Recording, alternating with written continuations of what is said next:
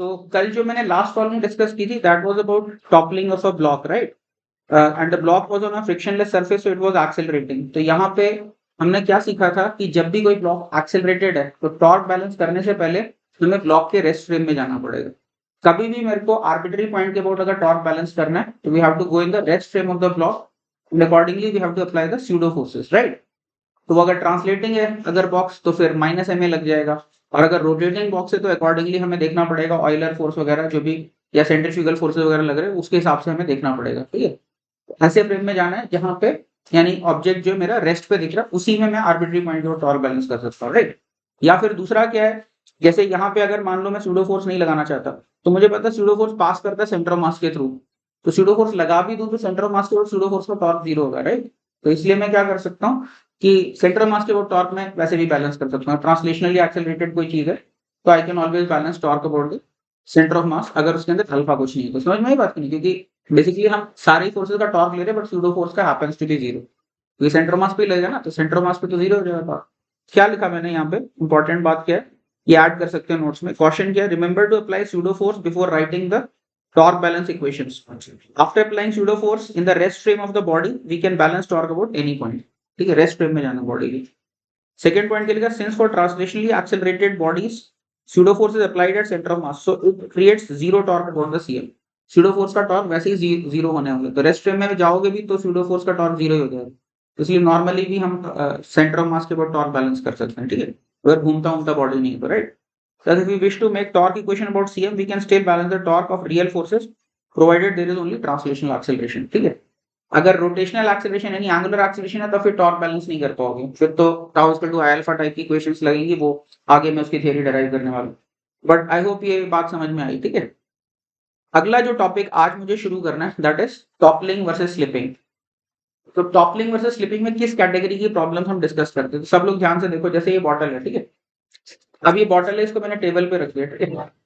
अब मैं अगर इस बॉटल के टॉप में धीरे धीरे करके इंक्रीजिंग फोर्स लगाता हूँ तो दिख रहा है ये टिप करना शुरू कर दिया, बॉटल जो घूमना शुरू हो गई, राइट? तो ये टॉपल कर जाएगी। अगर ऊपर में मैं लगा रहा हूँ फोर्स, बहुत ऊपर पे लगा रहा हूँ तो it is likely to topple, right?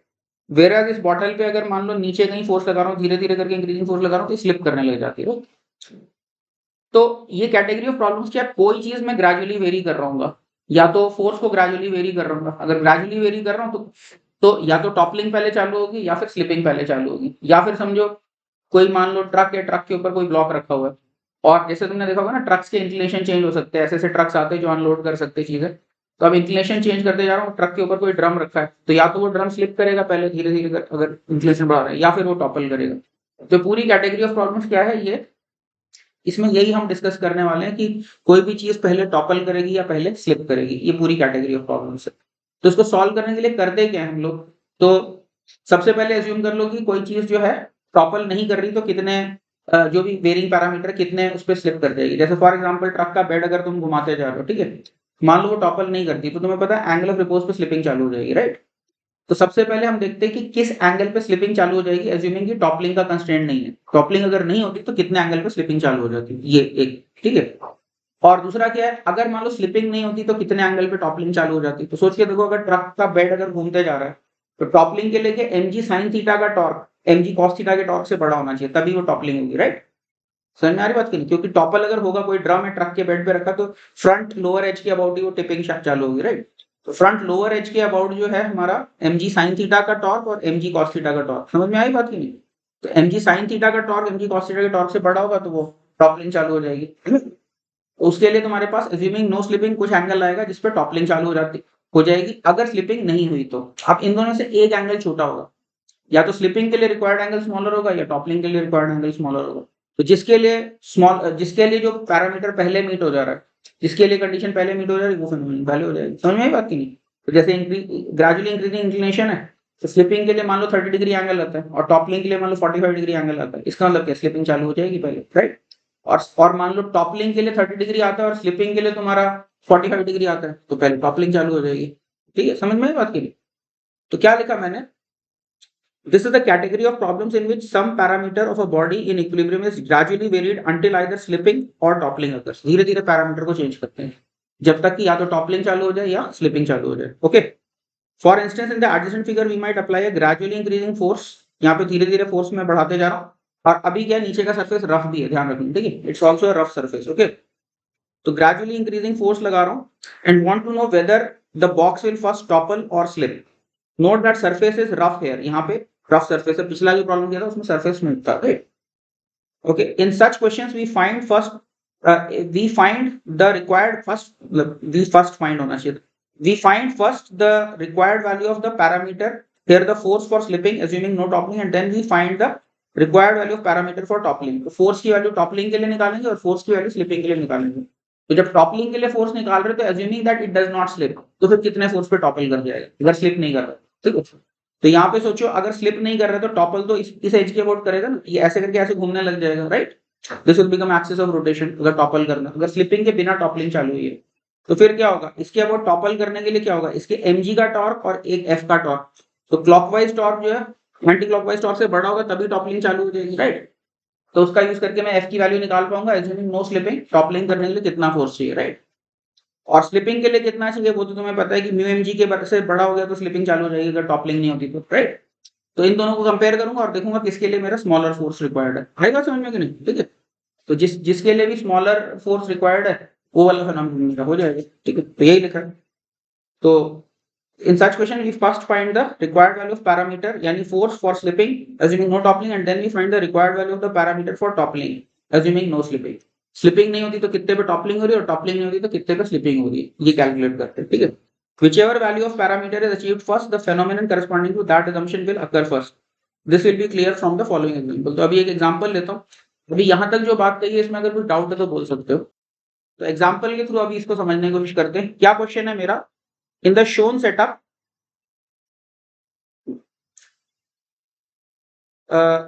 एक मिनट जस्ट गलती से लाइन ड्रॉ हो गई।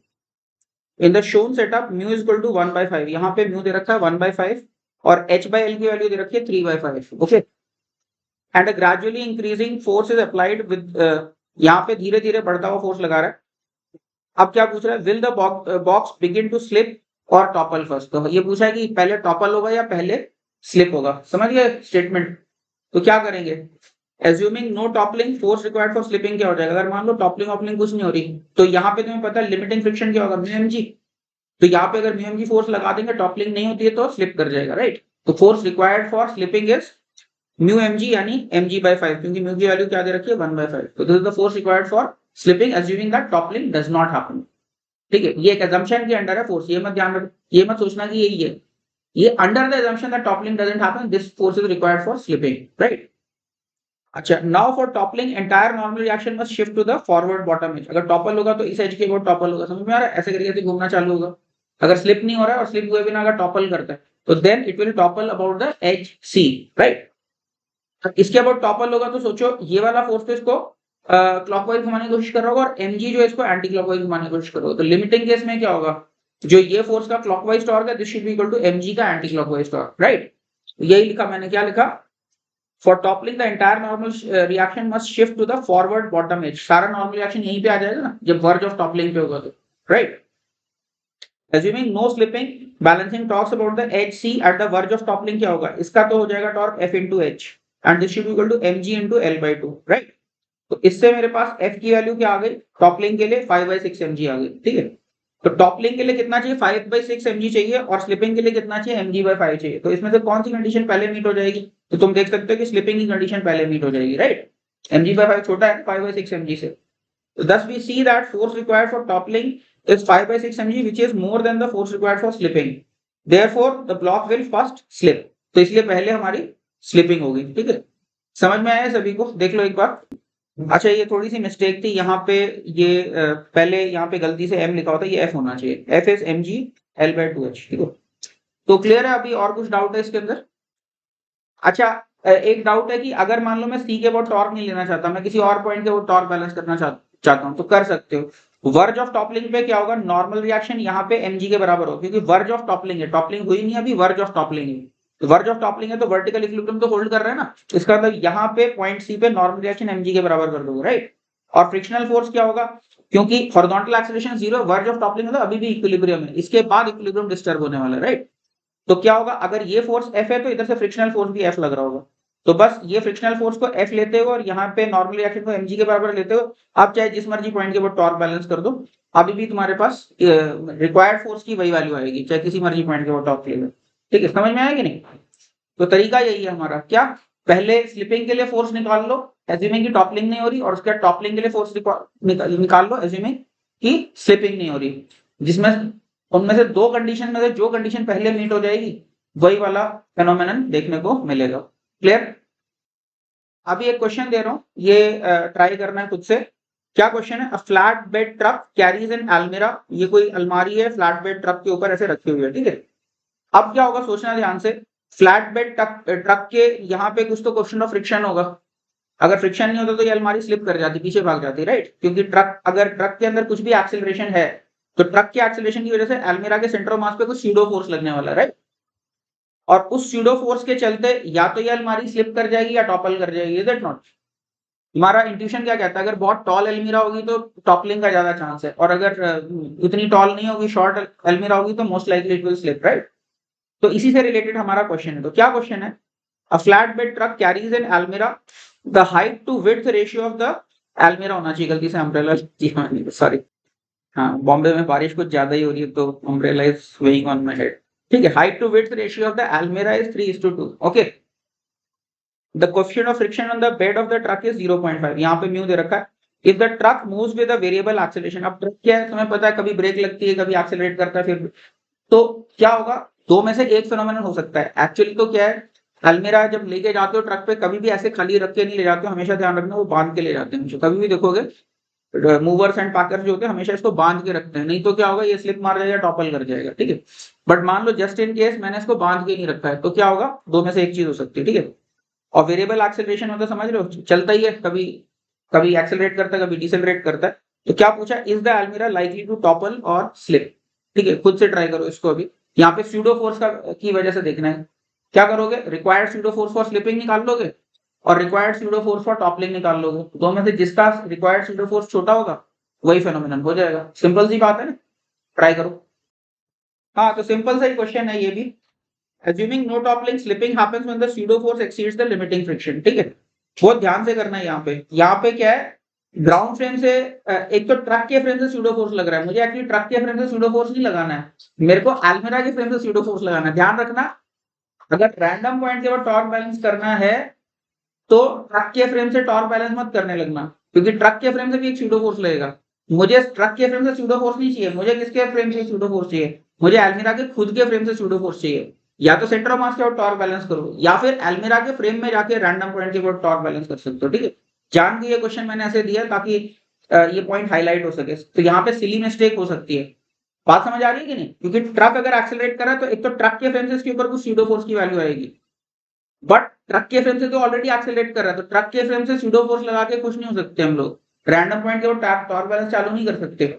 हमें क्या करना पड़ेगा, ट्रक के फ्रेम से अलमीरा का जो भी एक्सेलरेशन आ रहा है उस एक्सेलरेशन के करस्पॉन्डिंग स्यूडो फोर्स लगाना पड़ेगा ग्राउंड फ्रेम में कन्वर्ट करके। अलमीरा का जो ग्राउंड फ्रेम में एक्सेलरेशन बनता है उसके हिसाब से स्यूडो फोर्स लगाना पड़ेगा। बात समझ आ रही है कि नहीं? ठीक है, ये इनफैक्ट अगले पार्ट में और रेलेवेंट हो जाएगा, बट बात समझ आ रही है कि नहीं? ठीक है, तो फर्स्ट पार्ट में तो ये मतलब ठीक है, फर्स्ट पार्ट में तो जब टॉपलिंग की बात करते हो ट्रक के रिलेटिव वो रेस्ट पे ही है, कोई प्रॉब्लम नहीं है। लेकिन नेक्स्ट पार्ट में क्या होगा, नेक्स्ट पार्ट में ये स्लिप मार रहा होगा एक्चुअली, और फिर पूछा होगा कि स्लिप करते करते भी तो टॉपल कर सकता है, जरूरी थोड़ी ना कि स्लिपिंग हो रही तो स्लिपिंग ही चालू रहे। स्लिपिंग चालू हो गई है, उसके बाद ट्रक का और एक्सेलरेशन बढ़ते जा रहा है, तो फिर हो सकता है स्लिपिंग के करते करते टॉपलिंग चालू हो जाए। बात समझ आएगी? तो वहां पे ट्रक के रिलेटिव ही एक्सीलरेट अगर कर रहा है तो मुझे स्यूडो फोर्स ट्रक के फ्रेम से नहीं देखना, मुझे बॉडी के रेस्ट फ्रेम से स्यूडो फोर्स देखना पड़ेगा। वो इसका अगला पार्ट है। बात समझ आ रही है? ठीक है, अभी ये पार्ट तो खैर सिंपल ही है, इसमें ट्रक के रिलेटिव तो रेस्ट पे ही है और रेस्ट से ही जस्ट स्लिपिंग करानी है, ये रेस्ट से ही जस्ट टॉपलिंग करानी है, इसलिए इतनी प्रॉब्लम नहीं आने वाली। तो यहाँ पे क्या लिखा मैंने, assuming no toppling, slipping happens when the pseudo force exceeds the limiting friction। ये तो बात समझ में आ रही है ना? दस फॉर स्लिपिंग ma ये स्यूडो फोर्स लगाया, this should be equal to μmg, या फिर a जो है 0.5g आएगा, राइट? इतने एक्सेलरेशन पे इसकी स्लिपिंग चालू हो जाएगी, स्यूडो फोर्स जब उसको एक्सीड करेगा लिमिटिंग केस में। Now for toppling, the torque of pseudo force must exceed that of gravity about the rear edge। अभी टॉपल करेगा तो रियर एज के अबाउट टॉपल करेगा, राइट? तो स्यूडो फोर्स तो इसको ऐसे घुमाने की कोशिश करेगा एंटी क्लॉकवाइज, और ग्रेविटी इसको क्लॉकवाइज घुमाने की कोशिश करेगी। Anti clockwise torque should be more than the clockwise torque for toppling to happen. या लिमिटिंग केस में बात करें तो इनको जस्ट बराबर कर दिया हमने, राइट? तो ma into H by two, ये तो हो गया सूडो फोर्स का torque, that should be equal to mg into W by two. समझ गए? Anti clockwise torque equal to clockwise torque. इससे मेरे पास एक्सेलरेशन की वैल्यू क्या आ गई, 2g/3। तो उसके लिए g/2 चाहिए, इसके लिए 2g/3 चाहिए। तो इसलिए क्या होगा, इसका अंदर स्लिपिंग पहले होगी। बात समझ आएगी नहीं, क्योंकि स्लिपिंग के लिए कम एक्सेलरेशन में स्लिपिंग हो जाती है। सो अल्मीरा विल फर्स्ट स्लिप, उसके बाद और एक्सेलरेशन बढ़ाते जा रहे हो तो फिर टॉपलिंग हो जाएगी। लेकिन अभी एक बात ध्यान से सुनना, अगर मान लो एक्सेलरेशन और बढ़ाते जा रहा हूं तो क्या 2g/3 पे टॉपलिंग होगी या किसी और एक्सेलरेशन पे टॉपलिंग होगी? ध्यान से सुनना मेरी बात। बच्चे कई बार टेम्पटेड हो सकते हैं कि अच्छा 0.5g पे तो स्लीपिंग चालू हो गई, उसके बाद 2g/3 हो जाएगा तो टॉपलिंग चालू हो जाएगा, ऐसा सोचते हैं बच्चे। लेकिन प्रॉब्लम क्या है, ये तो हमने नो स्लिपिंग एज्यूम करते हुए निकाला था 2g/3। स्लिप करते हुए क्या होगा, अगर स्लिप कर रहा है तो स्लिपिंग के टाइम में उसमें ऑलरेडी कुछ एक्सेलरेशन है, तो अभी सूडो फोर्स ही कुछ और हो जाएगा, तो फिर से फ्रेश इक्वेशन बनानी पड़ेगी मुझे। बात समझ आएगी नहीं? Once the slipping has started and you want to find out the acceleration for which toppling will happen, that will not be this acceleration. अगर स्लिपिंग नहीं होती तो फिर इस एक्सेलरेशन पे टॉपलिंग चालू हो गई होती, लेकिन स्लिपिंग चालू हो चुकी है तो that changes a lot of things, right? Slipping अगर चालू हो गई तो सूडो फोर्स ही चेंज हो जाएगा रेस्ट फ्रेम में। एल्मिरा के रेस्ट फ्रेम में जाके सूडो फोर्स लगा रहे हैं ना, तो स्लिपिंग चालू हो गई तो एल्मिरा का खुद का ही कुछ एक्सेलरेशन है, राइट? बात समझ आई? तो ये वाला क्वेश्चन तो आई होप क्लियर है। इसके बाद फिर मैं अगला क्वेश्चन यही लेने वाला हूं कि स्लिपिंग चालू हो गई तो फिर कितने एक्सेलरेशन पे टॉपलिंग होगी। ठीक है, तो इसमें अगर कुछ डाउट है मीनवाइल तो पूछ लो, उसके बाद फिर अगला क्वेश्चन बताता हूं जो कि बहुत उससे ज्यादा इंटरेस्टिंग है। Let me know if there is any doubt in this one. अगला क्वेश्चन सुनो, क्या है? Suppose in the previous problem almirah begins to slip but the truck still continues to increase its acceleration. Slipping चालू हो गई है और अभी एक्सेलरेशन फिर भी बढ़ते जा रहा है ट्रक का, right? Then at what acceleration will the almirah also topple while slipping? अभी क्या है, अभी स्लिपिंग चालू हो गई है, स्लिपिंग चालू हो गई है तो इसका मतलब क्या, इसके ऊपर सूडो फोर्स कुछ होगा, ठीक है? और सूडो फोर्स, और यहाँ पे क्या है, म्यू लग रहा होगा, तो इसका ट्रक के रिलेटिव एक्सेलरेशन कुछ निकलेगा। ट्रक के रिलेटिव एक्सेलरेशन पता है तो मुझे ग्राउंड के रिलेटिव एक्सेलरेशन पता है, उस पर ट्रक का एक्सेलरेशन सुपरपोज कर दूंगा, राइट? समझ में आ रही बात की नहीं? इसका एक्सेलरेशन रिलेटेड टू ग्राउंड क्या होगा, स्लिपिंग अगर चालू हो गई है तो ट्रक के रिलेटिव एक्सेलरेशन निकाल सकता हूं मैं सूडो फोर्स और फ्रिक्शनल फोर्स के डिफरेंस से, राइट? और ट्रक का खुद का एक्सेलरेशन उसमें सुपरपोज कर दूंगा तो ग्राउंड फ्रेम से इसका एक्सेलरेशन पता चलेगा। ग्राउंड फ्रेम से इसका एक्सेलरेशन पता है तो इसके ऊपर जो सूडो फोर्स लगाना पड़ेगा मुझे, उसको किसके हिसाब से लगाना पड़ेगा, इस ऑब्जेक्ट का जो ग्राउंड फ्रेम से एक्सेलरेशन है उसके हिसाब से माइनस एम लगेगा। बात समझ आएगी नहीं? और वो सूडो फोर्स लगाने के बाद फिर टॉर्क बैलेंसिंग चालू करेंगे। समझ में आया? और उससे तुम देखोगे वो जो रिक्वायर्ड एक्सेलरेशन आएगा दैट विल नॉट बी ये वाला एक्सेलरेशन जो कि हमने माना था कि स्टैटिक फ्रिक्शन यानी स्लिपिंग नहीं चल रही तब मान के ही आया था। समझ में? तो टू आर डिफरेंट थिंग्स। ये मत सोचना कि नो स्लिपिंग एज्यूम करके जो एक्सेलरेशन है इसी पे टॉपलिंग चालू हो जाएगी, ठीक है? इक्वेशन लिख के करोगे तो तुम लोगों को समझ में आएगा कि क्या चालू होगा। ठीक है, ट्राई करो थोड़ी देर, उसके बाद डिस्कस करो। हाँ, तो यहाँ पे क्या हाईलाइट करना चाह रहा हूं मैं ये हाईलाइट करना चाह रहा हूं कि जैसे अगर नो स्लिपिंग माना था तो हमारा 2g/3 एक्सेलरेशन पे टॉपलिंग आ रहा था, लेकिन अभी मैं स्लिप करते हुए अगर इक्वेशन बनाऊंगा तो तुम देखो कुछ अलग ही कहानी होने वाली है। तो क्या है, देखो यहाँ पे एल्मिरा का एक्सेलरेशन ग्राउंड फ्रेम से क्या होगा, अगर मान लो एल्मिरा स्लिप कर रही है और मान लेते ट्रक आगे जा रहा है एक्सेलरेशन से तो पीछे की तरफ स्लिप कर रही होगी एल्मिरा, तो इसका मतलब क्या, इसका फॉरवर्ड एक्सेलरेशन क्या हो जाएगा, म्यूजी एक्सेलरेशन फॉरवर्ड हो जाएगा, राइट? तो इसके ऊपर इसके ऊपर जो सूडो फोर्स लगेगा इसके खुद के रेस्ट फ्रेम में वो क्या लगेगा, म्यू एमजी पीछे की तरफ लगेगा। समझ में आ रही बात के लिए? ठीक है। इनफैक्ट अगर स्लिप कर रही है तो ट्रक का एक्सेलरेशन एक लिमिट थ्रेशोल्ड से कितना भी ज्यादा हो, हमारा जो ये एल्मिरा का जो एक्सेलरेशन ग्राउंड फ्रेम से वो म्यू एमजी से ज्यादा नहीं हो सकता अगर काइनेटिक या फ्रिक्शन तो, राइट? समझ में आई बात की नहीं? तो डायरेक्टली ग्राउंड फ्रेम से ही दिख रहा है कि इसके ऊपर जो सूडो फोर्स लगेगा वो म्यू एमजी के बराबर लगेगा अगर स्लिपिंग चालू है तो, राइट? अब एफबीटी देखते हैं एल्मिरा के खुद के रेस्ट फ्रेम से, तो एक ये म्यू एमजी लग गया सूडो फोर्स और ये तो रियल फ्रिक्शन लग रहा है हमारा, ठीक है? समझ में आ रहा है? और ये नॉर्मल रिएक्शन वगैरह मैंने दिखा दिया, राइट? अब टॉर्क बैलेंस करते हैं, अगर टॉपल करेगी तो इस पॉइंट के ऊपर टॉपल करनी चाहिए, राइट? और यहाँ पे एक चीज देख सकते हो, इसमें ए का टर्म ही नहीं आ रहा है, इसके ऊपर टॉर्क इक्वेशन बना रहे हो तो म्यू एम जी इंटू ये h/2, राइट? और M G into width by two, तो mu M G into h/2 is two M G into width by two आ रहा है लिमिटिंग केस में। इससे इसमें ए तो कहीं है ही नहीं, लेकिन कंडीशन मेरा म्यू पे आ रहा है, म्यू कितना चाहिए 2/3, लेकिन म्यू तो 1/2 है, इसका मतलब टॉपलिंग पॉसिबल ही नहीं है। बात समझ आएगी नहीं? ये क्या बोल रहा है, अगर टॉपलिंग चाहिए तो म्यू की वैल्यू मेरी क्या होनी चाहिए, वो 2/3 होनी चाहिए लिमिट ऑफ टॉपलिंग पे, तो लिमिट ऑफ टॉपलिंग इसका अचीव ही नहीं होगी, तो इसका मतलब क्या, ये स्लिप ही करते रहेगा, ठीक है? ठीक है, तो यहाँ पे हाईलाइट करना था ये कि यहाँ पे टॉपलिंग हो नहीं रही है, no matter what the acceleration of the truck, ठीक है, and this condition is different from this 2g/3। तो डोंट गेट कंफ्यूज बाय कि नो स्लिपिंग एज्यूम करके किसी एक्सीलरेशन पे टॉपलिंग आ रहा है, इसका ये नहीं कि स्लिपिंग होते हुए भी टॉपलिंग हो जरूरी, ठीक है। और दूसरी बात यहाँ पे लर्निंग का ये है कि इसके रेस्ट फ्रेम में हमेशा एफबीडी बनाना है। जब भी टॉर्क इक्वेशन लिखनी है तो या तो इसके रेस्ट फ्रेम में इक्वेशन बनाओ या फिर सेंटर ऑफ मास के अबाउट इक्वेशन बनाओ। सेंटर ऑफ मास के अबाउट इक्वेशन बनाओगे तो फिर स्यूडो फोर्स का टॉर्क 0 होगा, तो रेस्ट फ्रेम लिया नहीं लिया कोई फर्क नहीं पड़ता, प्रोवाइडेड ट्रांसलेशनली एक्सेलरेट कर रहा है बॉडी, ठीक है। रोटेट कर रहा है तो कहानी अलग हो जाएगी। तो बेस्ट प्रैक्टिस तो ये है कि स्यूडो फोर्स लगा दो, उसके बाद टॉर्क बैलेंसिंग चालू करो। चाहे सेंटर ऑफ मास के अबाउट भी लगा दोगे तो गलत थोड़ी ना हो जाएगा, 0 हो जाएगा स्यूडो फोर्स का टॉर्क, ठीक है। तो I hope this is clear to everybody. Alright, अगला क्वेश्चन देखते हैं हम लोग। यहाँ पे क्या है, एक ब्लॉक है और ठीक है, uniform block of height h and width w। तो ये इसकी हाइट h है और विड्थ इसकी w है, ठीक है। It is placed on incline with gradually increasing inclination, और w by h क्या दे रखा है, w upon h मेरे को 2 दे रखा है, ठीक है। If w by h is equal to 2 and coefficient of friction is 1/5, यहाँ पे म्यू 1/5 दे रखा है, will the block first topple और स्लिप। तो यहाँ पे देखना, स्लिपिंग के लिए तो हमें पता है एंगल ऑफ रिपोज जब होगा तो स्लिपिंग कर जाएगा, अगर टॉपल नहीं हो रहा ऑलरेडी उसके पहले तो, राइट। और टॉपलिंग अगर होगी तो इस वाली एज की अबाउट होगी इसकी टॉपलिंग, इस वाली एज की अबाउट क्या होगा, एक mg sin थीटा लग रहा होगा, एक mg cos थीटा लग रहा होगा। mg sin थीटा का जो टॉर्क है वो मेरा एंटी क्लॉकवाइज है, और mg cos थीटा का टॉर्क जो होगा इस एज की अबाउट वो क्लॉकवाइज होगा। Anti clockwise torque clockwise torque से अगर बड़ा होगा तो ही हमारी टॉपलिंग होगी, अदरवाइज टॉपलिंग होगी नहीं। लिमिटिंग केस में क्या करोगे, mg sin थीटा का जो टॉर्क है उसको mg cos थीटा के टॉर्क से बड़ा कर दोगे, तो उसके लिए तुम्हारे पास एंगल फॉर टॉपलिंग आ जाएगा। और एंगल फॉर टॉपलिंग ज्यादा बड़ा है या एंगल फॉर स्लिपिंग ज्यादा बड़ा है, उससे हम डिसाइड कर पाएंगे। जिसके लिए छोटा एंगल आता है वो फिनोमेनन पहले हो जाएगा। समझ में आया? अभी इसको कंप्लीट करो।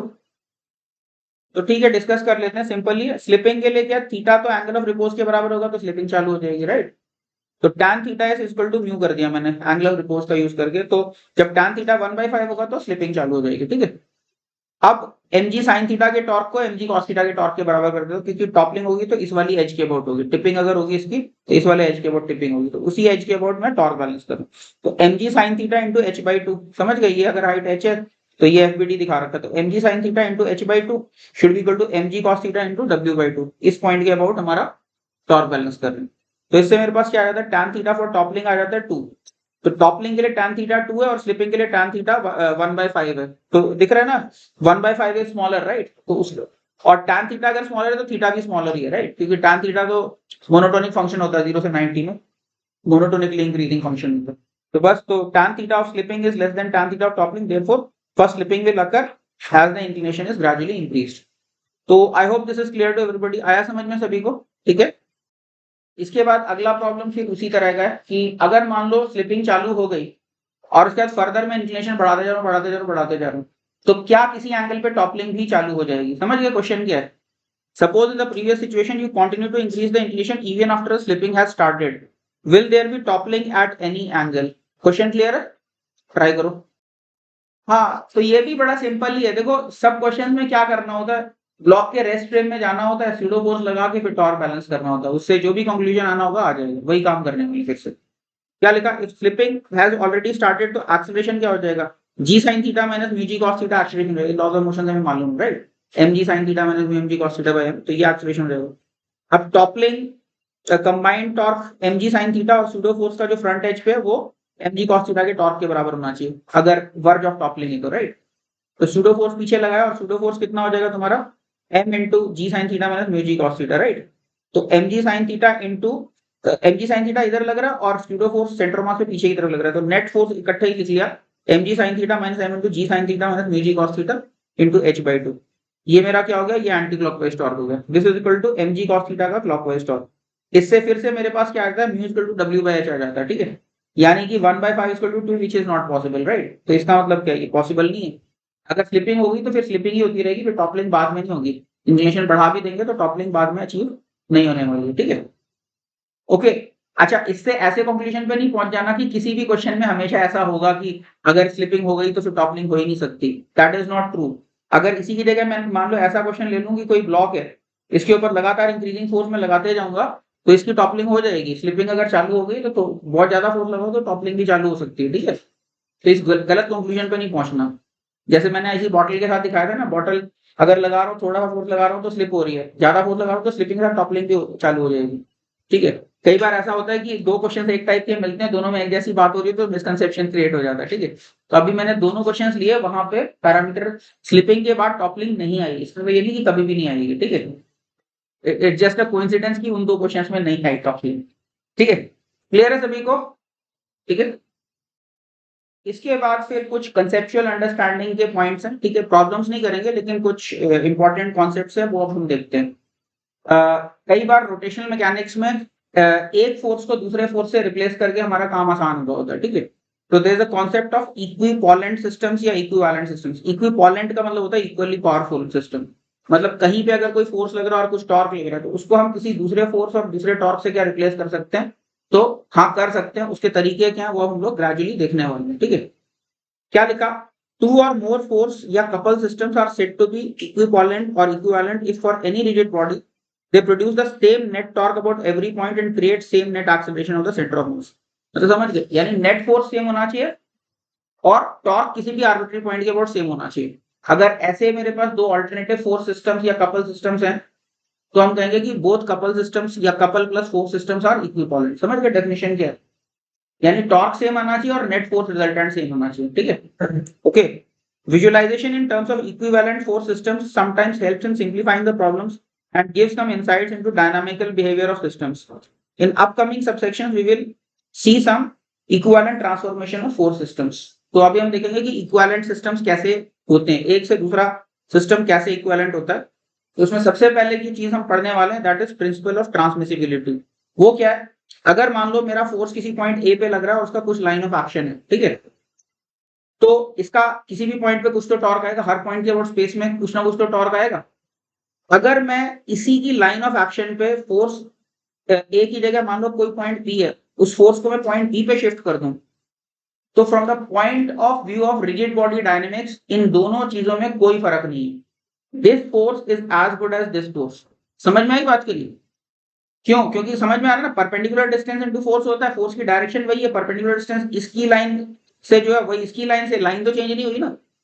तो इसलिए ये दोनों की वजह से अगर सेंटर ऑफ मास का एक्सेलरेशन देखो तो वो भी सेम है क्योंकि नेट फोर्स तो सेम ही है और टॉर्क भी सेम है हर पॉइंट के अबाउट, इसलिए these two are equivalent systems. समझ में आई बात की नहीं? तो ये बहुत सिंपल सा केस है इक्विवेलेंस का। ठीक है, तो क्या लिखा मैंने? A force acting on any rigid body can always be translated along its line of action to different point and its torque about any arbitrary point will still remain the same. Reason समझ में आ गया होगा क्योंकि perpendicular distance same होने वाला है, right?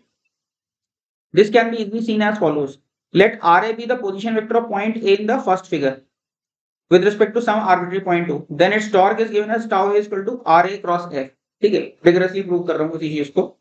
In the second case, when the same force is translated to point B along same line, the torque क्या हो जाएगा? Rb cross F. ठीक है, अब Rb को क्या लिख सकता हूँ मैं? Ra plus AB वेक्टर लिख सकता हूँ। Ra vector plus AB vector ऐसा लिख सकता हूँ ना, Rb वेक्टर को। समझ में आ रहा है? Ra vector plus AB vector cross F। तो इसको मैं क्या लिख सकता हूँ? Ra cross F plus AB cross F। अब AB वेक्टर तो मेरा F के साथ कोलिनियर है तो ये क्रॉस प्रोडक्ट तो जीरो होने वाला है। इसका मतलब कि Ra क्रॉस F के बराबर ही हो गया Rb क्रॉस F। ठीक है, but since F is along AB, second term must be zero. Therefore, tau by applying force at A is same as tau by applying force at B। और यही मुझे prove करना था, right? तो ये बात समझ में आई ना, प्रिंसिपल ऑफ ट्रांसमिसिबिलिटी। अब ये बात ध्यान से समझना कि ये बात ठीक है कि रिजिड बॉडी मैकेनिक्स के टर्म्स में कोई फर्क नहीं पड़ता। तो क्या हर पर्पस के लिए हम फोर्सेस को इधर से उधर लगा सकते हैं? आंसर है नहीं, बिल्कुल भी नहीं। ये इस तरह की बात है, किसी इंसान को के खोपड़ी से चोटी पकड़ के खींचो 10-100 न्यूटन फोर्स लगा के, ठीक है, या फिर उसको लिफ्ट के ऊपर बिठा के नीचे से उसके पैरों पे 100 न्यूटन का धक्का लगाओ, दोनों एक्सपीरियंसेस अलग अलग है। बात समझ आएगी नहीं? समझ में आ रही है बात की नहीं?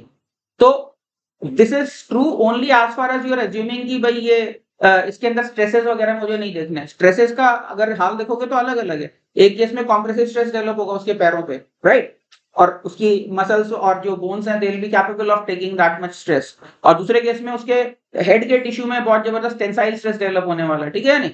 तो अब समझ गए कि नहीं? तो बहुत परेशानी हो सकती है उसको।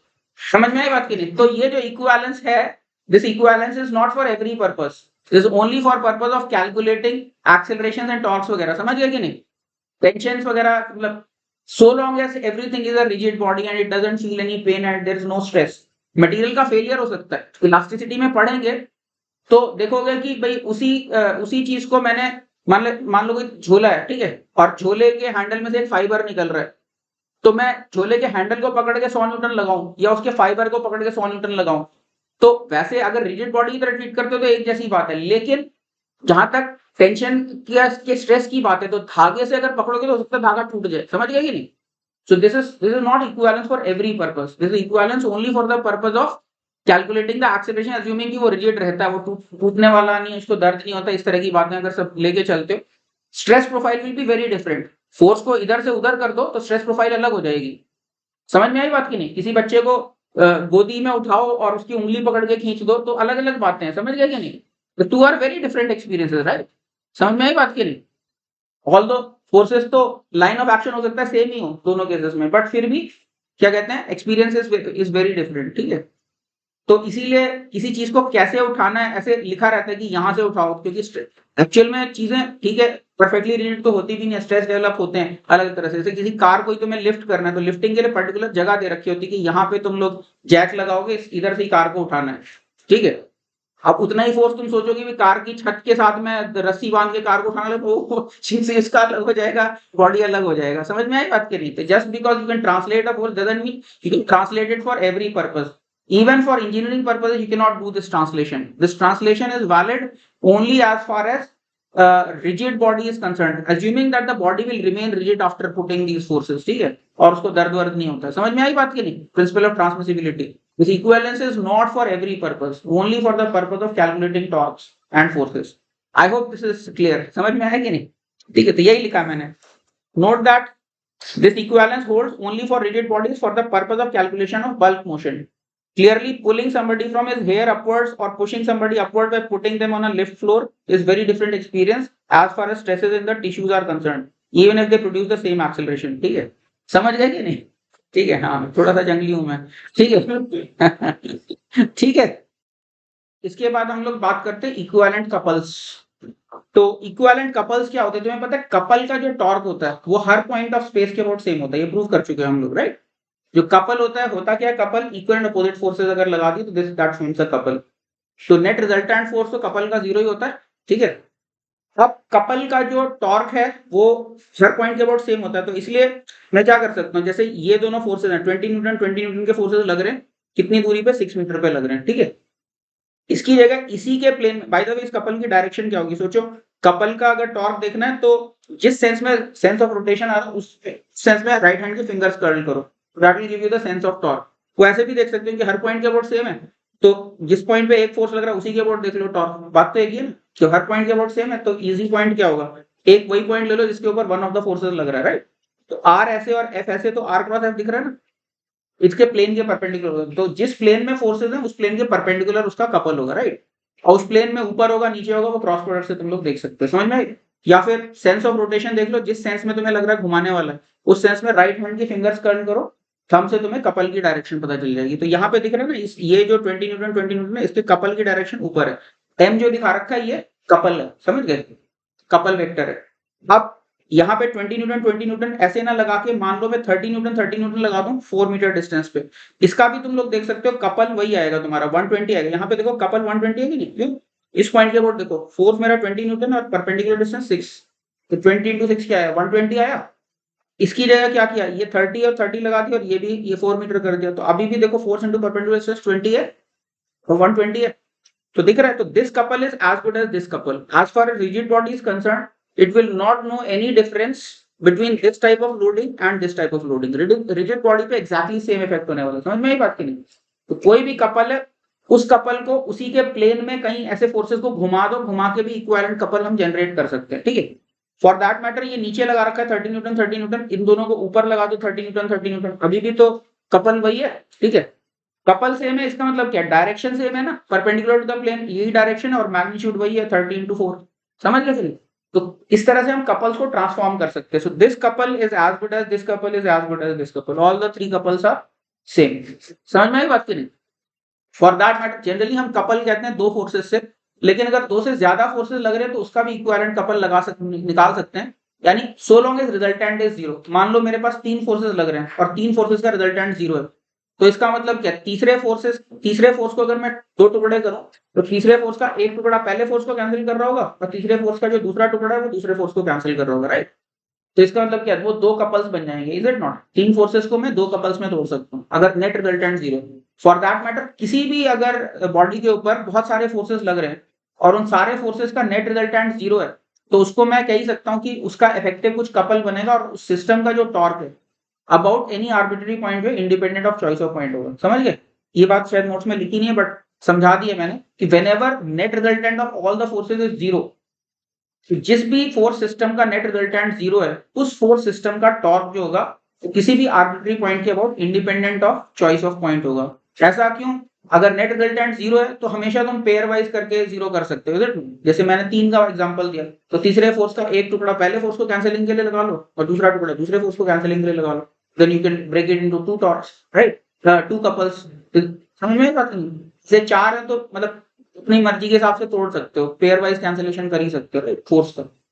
कपल कैंसिल नहीं होगा, यानी परपेंडिकुलर डिस्टेंस है तो कपल तो फिर भी नॉन जीरो हो ही सकता है, but whenever the net force is zero, किसी भी सिस्टम का नेट फोर्स जीरो है, उसका जो टॉर्क है वो इंडिपेंडेंट ऑफ पॉइंट आने वाला है, ठीक है। उस सिस्टम का जो टॉर्क है that will be independent of choice of point. Why? Because it can be broken into several couples, right.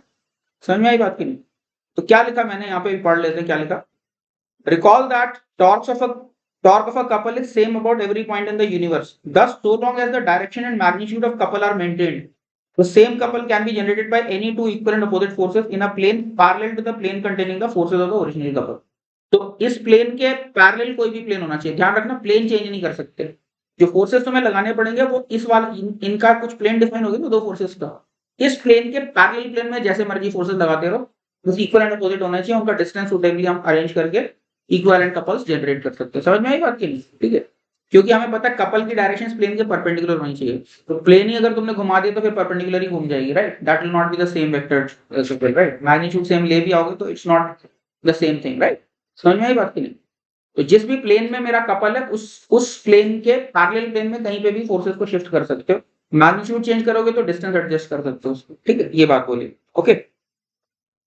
In a plane parallel to the plane containing the forces of the original couple, their magnitudes and separation can be adjusted so that net magnitude of the couple remains the same. वो adjust कर सकते हैं, जैसे यहाँ पे दिखाया ना, 20 की जगह 30 लगा दिया तो डिस्टेंस कम कर दिया, राइट, ठीक है। Thus all 3 figures A, B and C, ये A है, ये B है, ये C है, ठीक है, above represent the same equivalent couples from the rigid body mechanics point of view, ठीक है। You can see that in each case the plane of each pair is parallel to the plane of the other pairs and the product of forces perpendicular and perpendicular distance between their lines of action are conserved. ये सब same ही है, ठीक है। समझ में आया कि नहीं? वापस यहाँ पे देख सकते हो ये इक्विवेलेंस किस पर्पस के लिए, ये इक्विवेलेंस एज्यूमिंग कि रिजिड बॉडी उसको दर्द नहीं होता है, ठीक है, और कहीं स्ट्रेसेस को हम नहीं कंसीडर करते, उसको एज्यूम करते हुए। अदरवाइज तो तुम क्या कर सकते हो, 4 मीटर की जगह 4 मिलीमीटर कर लो, तो फिर ये क्या हो जाएगा, फोर्स 3000 न्यूटन हो जाएगा। अब सोच के देखो, कोई इंसान है, ये मान लो इंसान का टिश्यू है, उसको 3000 न्यूटन लगा रहे हो बहुत छोटी जगह, उसको चूंटी काटने जैसा लगेगा, इज इट नॉट? उसको ऐसा फील होगा ये चुटकी काट रहा है बहुत जोर से, उठा के पुंगी बजा दिया बेसिकली। समझ में आई बात की नहीं? समझ में? ऑन द अदर हैंड अगर यही फोर्स तुम बहुत बड़ी आर्म लेके करोगे तो ये फोर्स हो सकता है 4 मीटर 40 मीटर कर दो ये डिस्टेंस, तो फिर क्या होगा, वो 3 न्यूटन का फोर्स बचेगा 30 न्यूटन की जगह। समझ गए? तो समझ गए? तो experience is not the same. समझ में आई बात की नहीं? अब जैसे यही दरवाजे को अगर हमें खोलना होता है तो हम हैंडल हिंज से बहुत दूर क्यों रखते हैं, ताकि उसका टॉर्क अच्छा खासा जनरेट हो विद अ स्मॉल फोर्स। तो दरवाजे को खोलना है और उसकी आर्म बहुत बड़ी, तो छोटे से फोर्स में हम आराम से दरवाजे को खोल पाते हैं, लेकिन उतना ही टॉर्क मुझे अगर जनरेट करना है और आर्म जो है बहुत कम है, हिंज के बहुत पास मेरे को पुश करना है, तो तुम्हारी उंगली ऐसा लगेगा टूटी जा रही है एकदम। कभी दरवाजे को पुश करके देखना, ठीक है, तो तुम्हें पता चलेगा कि उतना ही एंगुलर एक्सेलरेशन जनरेट करेंगे तो बहुत जोर से दबाना पड़ेगा हिंज के पास से, अगर उसको धक्का दे रहे हो तो। समझ में आई बात की नहीं? तो आर्म मतलब ह्यूमन बींग्स के लिए मैटर करती है, stresses as far as stresses in the finger generated are concern, उसके लिए मैटर करती है कितनी आर्म है। बात समझ आएगी नहीं? हिंज के पास अगर उसको धक्का दोगे तो बहुत ज्यादा स्ट्रेस डेवलप होगा तुम्हारी फिंगर में। स्ट्रेस होता है basically force per unit area, तो फोर्स बहुत लार्ज हो जाएगा, ठीक है। तो इक्विवेलेंस जो है हम किस पर्पस के लिए बोल रहे हैं, only for the purpose of calculating, बाद में एंगुलर एक्सेलरेशंस करेंगे, अभी इक्विलिब्रियम की बात करेंगे, उसी के लिए ये इक्विवेलेंस है, राइट। ठीक है, not for the purpose of calculating stresses and experience. ठीक है, तो अच्छा यहाँ पे मैंने क्या बताया, अच्छा मान लो मेरे पास ये अच्छा कुछ ज्योमेट्रिकली कोई चीज मैंने प्रूफ किया, क्या प्रूफ किया यहाँ पे क्या दिखाया है, मान लो मेरे पास ये दो फोर्सेस हैं F1, ये F1 और माइनस F1, इनसे कोई कपल बन रहा है, राइट। अब इसी के प्लेन में मैं कोई दूसरी पैरेलल लाइंस लेना चाहता हूँ। दो पैरेलल लाइंस के प्लेन में तो इनफाइनाइट चॉइस है हमारे पास पैरेलल लाइंस की। तो ऐसे फोर्सेस को मैं किस में कन्वर्ट करना चाहता हूँ, मैं ऐसे ऐसे करके इन दो पैरेलल लाइंस के अलॉन्ग कन्वर्ट करना चाहता हूँ कपल। तो मुझे कुछ फोर्स चेंज करना पड़ेगा, तो उसको ज्योमेट्रिकली कैसे कर सकते हैं वो यहाँ पे मैंने दिखाया। तो क्या किया, ये दो पैरेलल लाइंस है और नई पैरेलल लाइंस मैंने से ड्रॉ कर ली, राइट। अब क्या किया, इन फोर्स को तुम्हें पता है ट्रांसमिसिबिलिटी से, जैसे तो क्या किया मैंने, इसको P पे शिफ्ट कर दिया। मान लो पहले C पे लग रहा था और ये वाला जो फोर्स है ये D पे लग रहा था, तो C और D की जगह मैंने इसको क्या किया, B और A पे ऐसे शिफ्ट कर दिया। ट्रांसमिसिबिलिटी से कर सकते हैं, ये दो पैरेलल लाइंस के इंटरसेक्शन पॉइंट्स को मैंने A और B बोला हुआ, राइट। क्या करो, अब इस फोर्स को तुम क्या करो, इस फोर्स के टुकड़े कर लो, कैसे, हाँ, तो जस्ट वन सेकेंड, इसके मैंने नॉन रेक्टेंगुलर टुकड़े किए हैं, कैसे, ए बी लाइन जोड़ दी है मैंने, एक F1 का टुकड़ा ए बी लाइन के अलॉन्ग कर दिया और एक ए बी लाइन के यानी AC के पैरेलल कर दिया। तो ये भी तो मेरा कर सकते हैं ना, नॉन नॉन रेक्टेंगुलर टुकड़े कर सकते हैं ना इस फोर्स के। समझ में आ रही है बात तुम्हें, F1 को ऐसे पैरेललोग्राम में एनक्लोज कर दो, तो इसका एक टुकड़ा तो ये आएगा AB के अलॉन्ग और एक टुकड़ा आएगा ये वाले के अलॉन्ग, जो हमारी पैरेलल लाइन है उसके अलॉन्ग। समझ में आ रहा है। इसी तरह से इसके भी मैंने टुकड़े कर दिए, एक AB के अलॉन्ग टुकड़ा कर दिया और एक इस पैरेलल लाइन के अलॉन्ग कर दिया। तुमको पता है ये जो टुकड़ा आया AP और BP, ये माइनस P, ये टुकड़े जो है इन दोनों का तो मिला के कपल 0 हो जाएगा। क्यों, क्योंकि कोलिनियर है ना, ये दोनों कोलिनियर फोर्सेस का तो कपल 0 होता है, राइट। परपेंडिकुलर डिस्टेंस 0 बचेंगे क्या, ये दोनों कंपोनेंट्स बचेंगे और इनका कपल वही होगा जो same as the original couple. समझ में आई बात की नहीं, क्योंकि एसेंशियली तो देखो ना वही फोर्स है, उसी को तो ट्रांसलेट किया था, कोई पैरेलल डिस्टेंस तो चेंज किया नहीं इनका लाइंस का। So you have generated a new couple, ठीक है, I mean new forces along new directions which are generating the same couple as the original couple. समझ में आई बात की नहीं। तो ऐसे एक पैरेलल लाइन से दूसरे पैरेलल लाइन के सेट पे हम फोर्सेस को ट्रांसफॉर्म कर सकते हैं, ठीक है। मुझे पता नहीं इसकी जरूरत पड़ेगी या नहीं, बट यस एक इंटरेस्टिंग आइडिया था तो मैंने कहा बता दूं इक्विवेलेंट कपल्स के लिए। So I hope this is clear. तो इसमें स्टेप्स यहाँ पे लिखी हुई हैं क्या किया, ठीक है। ये स्टार्टिंग कपल था, फिर पॉइंट्स ऑफ इंटरसेक्शन को कुछ लेबल कर दिया, फिर उसके बाद क्या किया, फोर्सेस को रिजॉल्व किया कंपोनेंट्स में, ठीक है। और उसके बाद जो हमारा रिक्वायर्ड कंपोनेंट था वो रख लिया और दूसरा वाला तो मेरे लिए यूजलेस है अलोंग द ये AB लाइन जो, ठीक है, ओके। फिर क्या लिखा मैंने, couple due to the forces acting along two parallel lines can be transformed into couple due to forces along another pair. वही बात है जो मैंने अभी समझाई है, वही चीज टेक्स्ट में लिखी हुई है। Due to forces along the another lines coplanar with the original parallel lines as per scheme shown in the above figure. तो ये फिगर self explanatory है। Once we have the equivalent couple, now we can translate the couple anywhere in plane parallel to itself. Forces can always be translated along the lines of action. तो अभी ये मुझे नया couple मिल गया ना, तो इस कपल को उठा के ऊपर कर दो नीचे कर दो, इसके प्लेन के पैरेलल जहां मर्जी ट्रांसलेट करो कोई फर्क नहीं पड़ता। समझ गए। As far as dynamics of the rigid body is concerned, इसको जहां मर्जी अभी लेके चले जाओ, इसकी लाइन को एज इट इज इसी लाइन के लॉन्ग इसको 10 किलोमीटर आगे लगा दो कोई फर्क नहीं पड़ता as far as rigid body mechanics is concern. तो एक बार ये सेक्शन पढ़ लो अच्छे से, और अगर कुछ डाउट है तो मेरे को बोल सकते हो। अब अगला जो आइडिया है ये कहीं कहीं पे तुम्हारे को काम आ सकता है।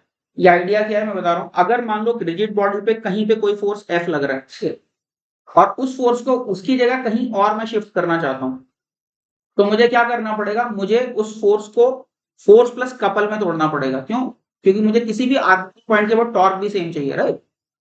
तो मान लो मेरा फोर्स जो पॉइंट A पे लग रहा था, ठीक है, और मैं इसी फोर्स को पॉइंट O पे लगाना चाहता हूँ, तो मैंने क्या किया, O पॉइंट पे इतना ही फोर्स आगे लगा दिया और इतना ही फोर्स पीछे लगा दिया। क्या दिख रहा है, A पे जो फोर्स, अभी इफेक्टिवली तो कुछ भी चेंज नहीं किया ना, क्योंकि इक्वल एंड अपोजिट दो फोर्सेस लगा दी, तो क्या ही चेंज किया, इफेक्टिवली तो मेरा सिस्टम अभी भी वही है। लेकिन अभी मुझे साफ साफ दिख रहा है ये माइनस F और ये प्लस F मिलके एक कपल बन चुका है। तो उसके अलावा ये F बचा हुआ है। इसका मतलब क्या है, इस फोर्स को यहां से यहां अगर मुझे शिफ्ट करना है तो मुझे ये फोर्स तो लगाना ही पड़ेगा और उसके साथ एक एडिशनल कपल और लगाना पड़ेगा। कितना, R क्रॉस F का एक कपल लगेगा। समझ में आई बात की नहीं। तो ये जो सिस्टम है मेरा original, this system is equivalent to O के ऊपर फोर्स लगा दो और ऐसे करके ऐसे एक कपल लगा दो, ठीक है। और अदर वे राउंड भी ट्रू है, यानी ये वाला सिस्टम है इसको एक सिंगल फोर्स से भी रिप्लेस कर सकते हैं। समझ में आई बात की नहीं। अगर ये इसके बराबर है तो ये भी तो इसके बराबर है ना। तो अगर मेरे पास कपल प्लस फोर्स सिस्टम है तो इसको मैंने सिंगल फोर्स से भी ऐसे रिप्लेस कर सकता हूँ। बात समझ आएगी नहीं? सो ठीक है, तो ये दिखाया हुआ है, तो ये इनिशियल फोर्स है, ठीक है, और फिर attaching equal and opposite forces at O, और फिर उसके बाद एक फोर्स अलग ले लिया और एक कपल ले लिया। तो समझ में आया ना, प्रूफ भी हो गया कि क्यों इक्विवेलेंट है। समझ में आया, इक्विवेलेंस सीधे सीधे ज्योमेट्रिकली दिख रहा है, why the two systems are equivalent, right. क्या लिखा, if a force is translated parallel to its line of action to a different point, couple has to be introduced to account for shift in the line of action, as can be seen from above schematic figure. It can be clearly seen that an additional couple of R cross F must be introduced to keep the system equivalent. Equivalent या फिर equivalent एक ही बात होती है। Equivalent का मतलब क्या होता है, equally powerful। तो ठीक है, एक बार इस सेक्शन को देख लो, कुछ डाउट है तो मेरे को बोल दो। ठीक है, अभी अगला क्वेश्चन देखते हैं। This is Irodov 1.234। क्वेश्चन क्या है, पढ़ते हैं। A thin uniform rod AB of mass 1 kg moves translationally with acceleration 2 metre पर सेकंड स्क्वायर। ये कोई रॉड है और ये 2 मीटर पर सेकंड स्क्वायर से भागी जा रही है ट्रांसलेशनली, मतलब घूम घूम कुछ नहीं दिया, ठीक है, केवल ट्रांसलेशनल एक्सेलरेशन है, right. Due to two anti parallel forces F1 and F2, एक कोई F1 फोर्स ऐसे लग रहा है, F2 फोर्स ऐसे लग रहा है, इसकी वजह से ये जो है ट्रांसलेशनल एक्सेलरेशन से जा रही है। The distance between the points at which these forces are applied is known to be A equal to 20 centimeter। ये 20 centimeter डिस्टेंस दे रखा है, right. Besides, it is known that F2 is 5 Newton. Find the length of the rod। ये 5 Newton है, ये distance दिया हुआ है और इसका ट्रांसलेशनल एक्सेलरेशन 2 मीटर पर सेकंड स्क्वायर है। और क्या पूछा हुआ है, मेरे रॉड की लेंथ क्या है, खुद से ट्राई करो।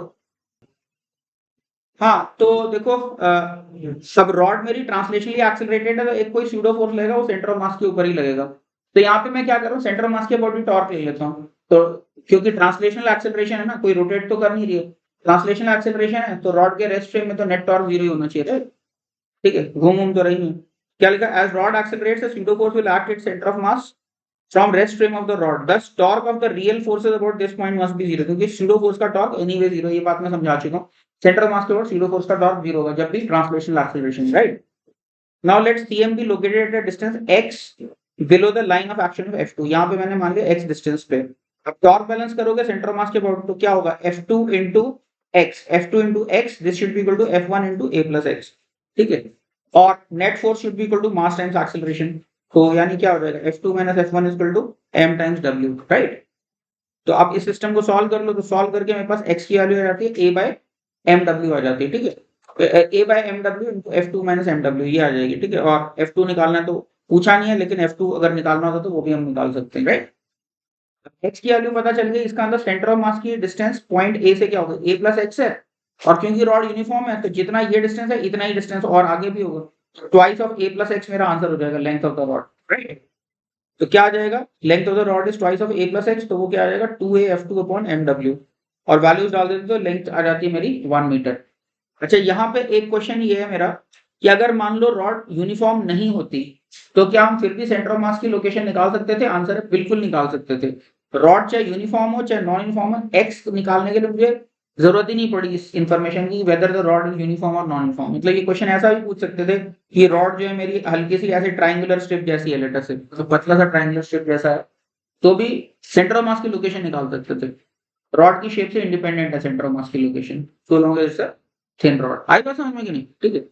अब यूनिफॉर्म की जगह मान लो दिया होता कि x टू द पावर 1 के प्रोपोर्शनल है, तो फिर भी मैं निकाल सकता हूं। सेंटर ऑफ मास पता है और x टू द पावर 1 के प्रोपोर्शनल मास डेंसिटी पता है, तो फिर निकाल सकता हूं। सेंटर ऑफ मास की लोकेशन से पता है ना, लेंथ से कैसे रिलेटेड होती है, तो भी मैं काम कर पाता। सेंटर ऑफ मास में पढ़ा है ना, x to the power n से अगर वेरिंग अगर मास डेंसिटी होती है तो सेंटर ऑफ मास कहां पे होता है, n+1 upon n+2 into l, right. तो ये हम फिर भी कर लेते। तो यही लिखा है, even if the rod were non uniform we could still locate the CM of the rod, x can still be solved, for that we didn't need the length of the rod, ठीक है। तो देख लो, अगर इसमें कुछ भी doubt है तो मुझे बोल सकते हो, फिर आगे बढ़ते हैं। ऑल राइट, अगला क्वेश्चन देखते हैं। Now this is Irodov 1.236।